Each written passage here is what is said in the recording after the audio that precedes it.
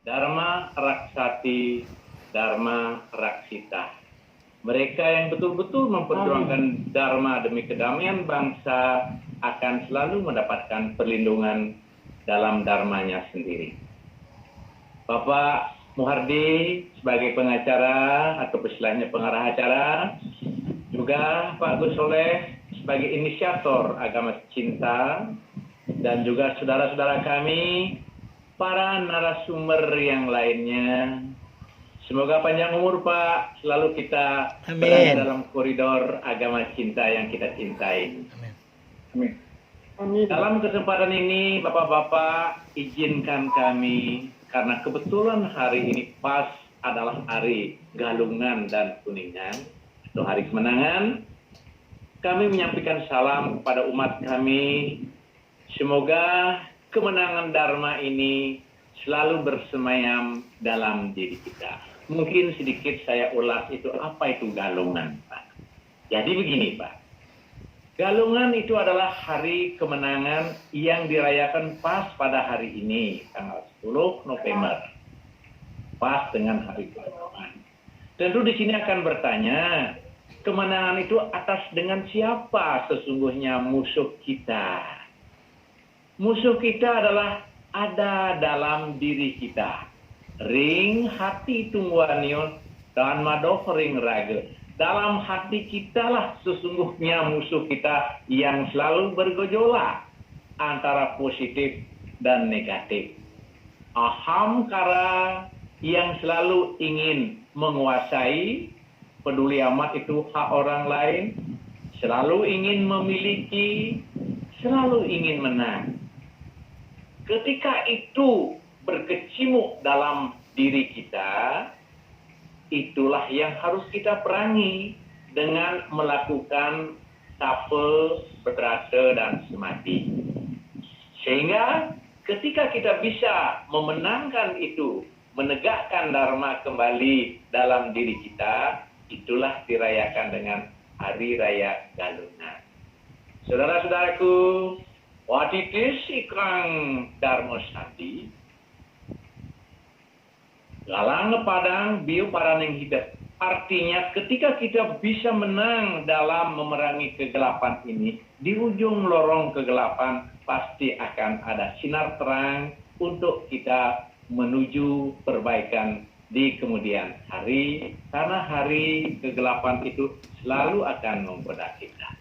Oke, Bapak-bapak, saudara-saudara kami yang tercinta, sesuai dengan tema yang diberikan kepada kita sekarang ini adalah Hari Pahlawan Nasional. Yang luar biasa kalau kita buka kembali lembaran sejarah, di mana habis-habisan para pejuang-pejuang kita untuk meraih kemerdekaan itu. Tetesan darah, banjir air mata, keluhan keringat, dan sebagainya tidak peduli. Sehingga dapat memenangkan kemerdekaan yang kita warisi seperti sekarang ini. Saudara-saudaraku, kalau kita ingat 10 November, 10 hari kemudian, tanggal 20 November, itu sesungguhnya puncak peperangan yang ada di Bali, yang dikenal dengan Puputan Margarana.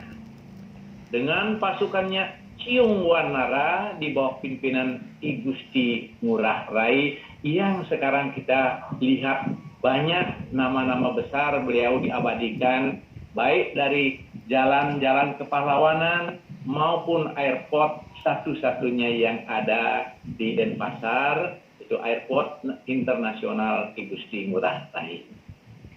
Saudara-saudara, memang kalau kita lihat sebenarnya, kalau saja kami boleh bercerita panjang, di Bali banyak sekali, bukan kami hanya Bali sentris. Kalau kami coba membuka, terus ternyata banyak sekali patriotik, heroik pemuda-pemudi Bali begitu memperjuangkan kemerdekaan kita.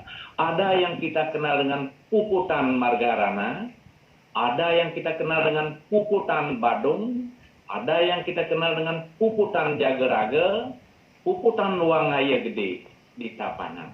Dan satu lagi, ini tidak bisa ditinggalkan, yang jarang diungkap oleh sejarah.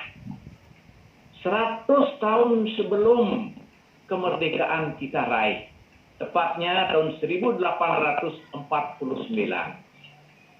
ada seorang Sri Kandi Bali yang bernama Dewa Agung Istri Kania. Beliau adalah seorang sastrawati, seorang agamawan, tetapi mampu mengkoordinir sebagai leadership melawan penjajah Belanda. Yang satu-satunya tercatat dalam sejarah, seorang Sri Kandi mampu membunuh seorang jenderal Belanda, yaitu Jenderal Michael. Itu tanggal 24-25 Mei, luar biasa, yang disebut dengan Puputan Usambe.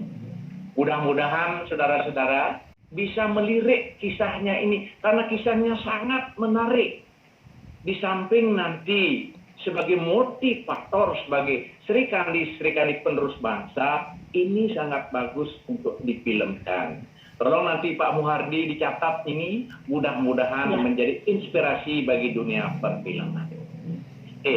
Saudara-saudara, kembali, karena sesuai dengan subtopik daripada Hari Pahlawan ini, kebetulan kami adalah seorang rohaniwan Hindu. What is main purpose sebagai seorang rohaniwan? Apa tugas sejati sebagai seorang rohaniwan?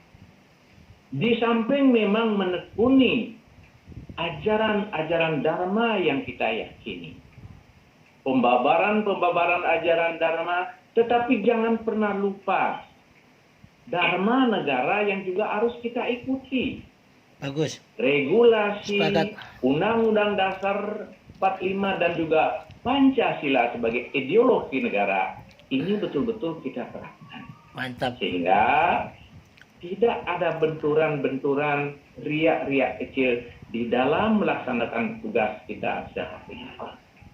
Saudara-saudara, tugas utama kita sebagai rohaniwan tiada lain. The end of our product, hasil akhir kita, bagaimana kita menciptakan kesejukan dalam kedamaian.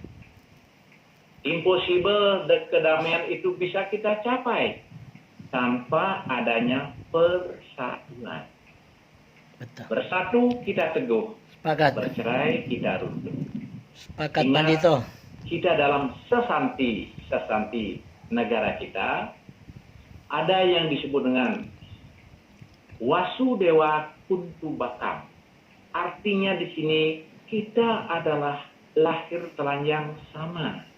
Kita semuanya adalah saudara-saudara dekat. Mari kita berjuang bersama untuk mengisi kemerdekaan.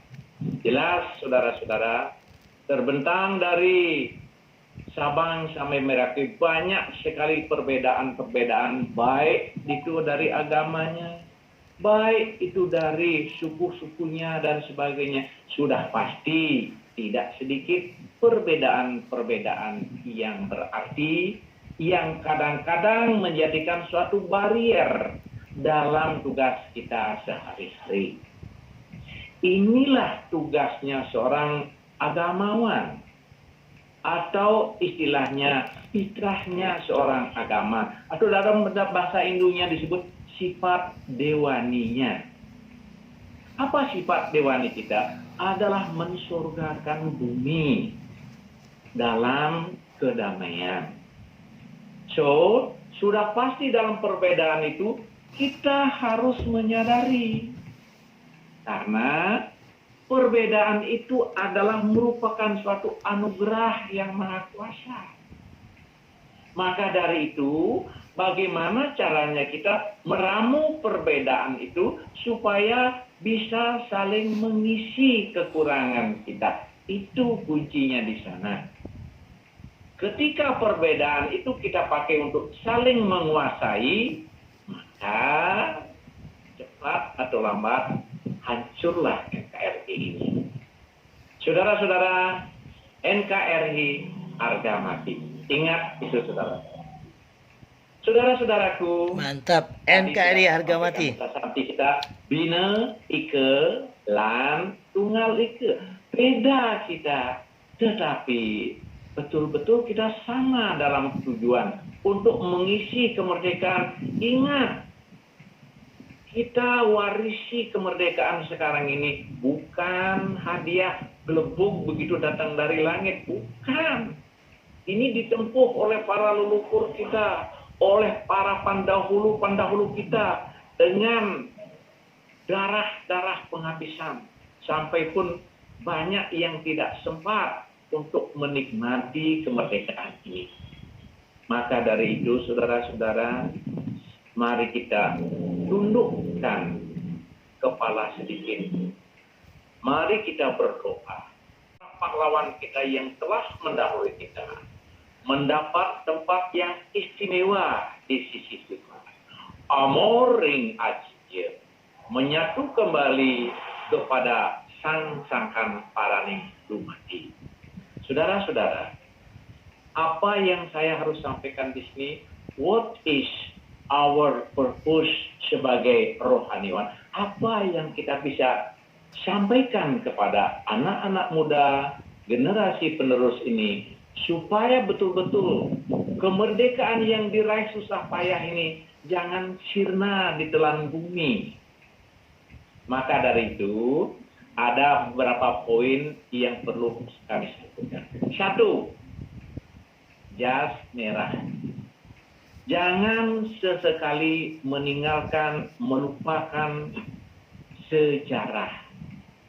Bangsa yang besar adalah bangsa yang appreciate, menghargai perjuangan-perjuangan para pahlawan.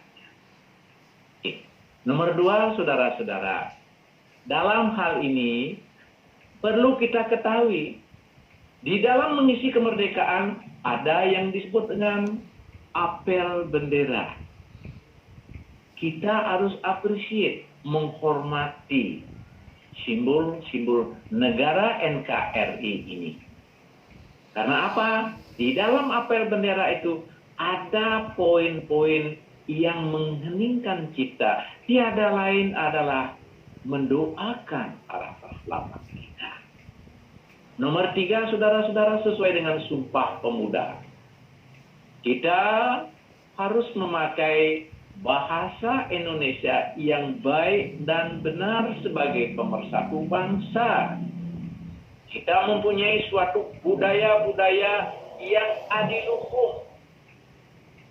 Budaya-budaya merupakan aset nasional yang merupakan tidak akan pernah habis untuk dinikmati.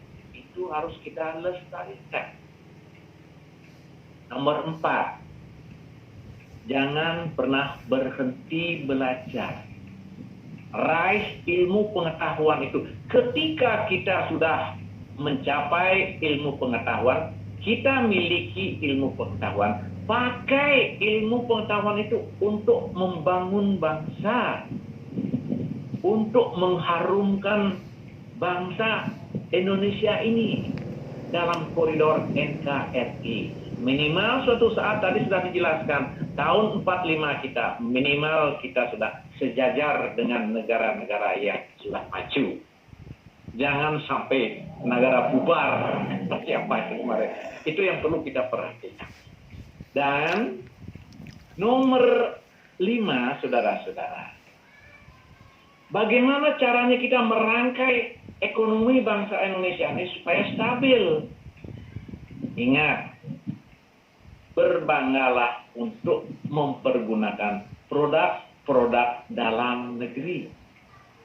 Sehingga bergulir di sini hasil karya anak bangsa itu kita pergunakan sehingga akan timbul inovasi yang baru untuk meng-create masalah-masalah pengisian kemerdekaan itu, saudara-saudara. Nah, itu diantaranya seperti itu yang harus kita jalani sehingga ke depan kita betul-betul menjadikan negara-negara yang maju. Saudara-saudara, seperti yang kami sampaikan, kami kami boleh dikatakan usianya sudah hampir sejajar dengan rekan-rekan kami tadi.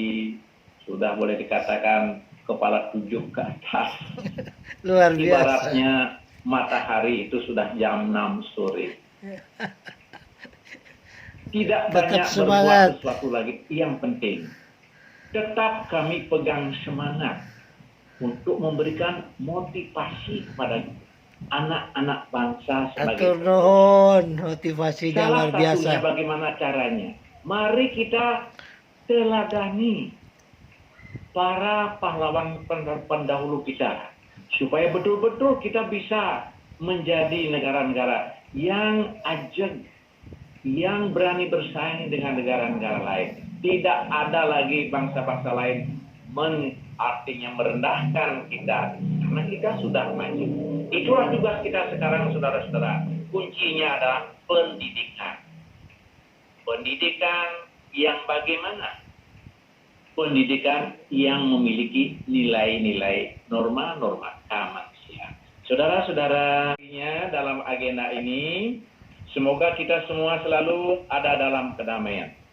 Om Sarwe Bhavantu Sukhina Sarwe Santu Niramaya Sarwe Badrani Pasyantu Makascid Duka Bawet.